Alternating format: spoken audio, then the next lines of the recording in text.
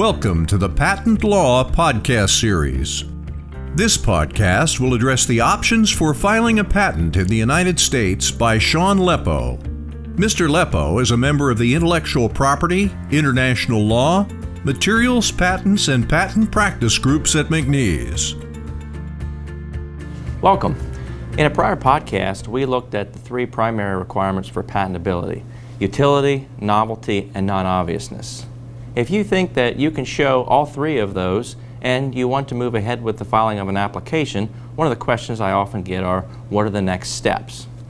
Well, you have two basic options in the United States for filing a patent application. You can file either a provisional patent application or you can file a regular application, sometimes called a non-provisional application.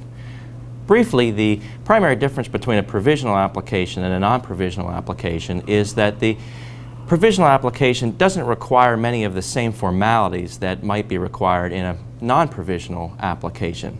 That means that it can often be prepared relatively quickly and inexpensively if circumstances dictate, such as a planned disclosure coming up that might otherwise cause you to lose patentability rights. The provisional application will not be examined, and it primarily serves to reserve your place in line at the patent office for up to a year. The regular application requires more formalities, but it will be directed to an examiner who will eventually pick up the case for examination, and it's the non-provisional application that will be examined and could eventually issue as a patent. Now, there's a variety of reasons why a provisional application or a regular application may be the better choice in a particular circumstance. But either way, both types of applications still need to include a specification. Now, that specification is a technical description, and it typically includes some illustrations of the invention. A regular application also has to include one or more claims. Let's talk a little bit about the patent specification. There are three basic requirements that every patent application has to include as part of the specification. First, the application has to describe in sufficient detail what it is that you as the inventor regard as your invention. Think of someone similarly situated at a competitive organization. If you were to give your application to them and they were to pick it up and read it, would they understand what you think you've invented? The second requirement is called the Enablement Requirement. That means that the application has to describe to that same person of ordinary skill in the art how to make and use the invention without an unreasonable amount of experimentation. It doesn't have to be a true blueprint, but it does have to be a guide so that someone could eventually figure out how to make and use your invention.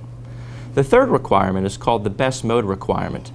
That means that you have to be able to provide what your invention is in the best way you know how to do it at the time that the application is filed.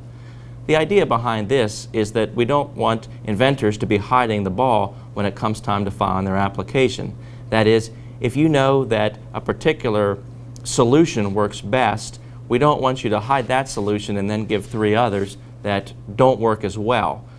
When you file for an application, you have to make a decision between protecting a trade secret and not giving the details, or telling everyone what your invention is, and that includes the best way you know how to do it.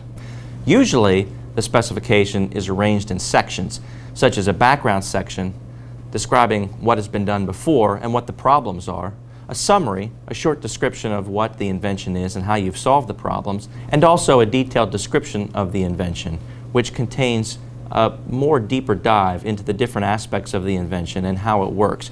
In addition to the patent specification, when you're looking at a regular application, you have to include patent claims. Now, patent claims are what define the invention and establish the legal right granted by the patent.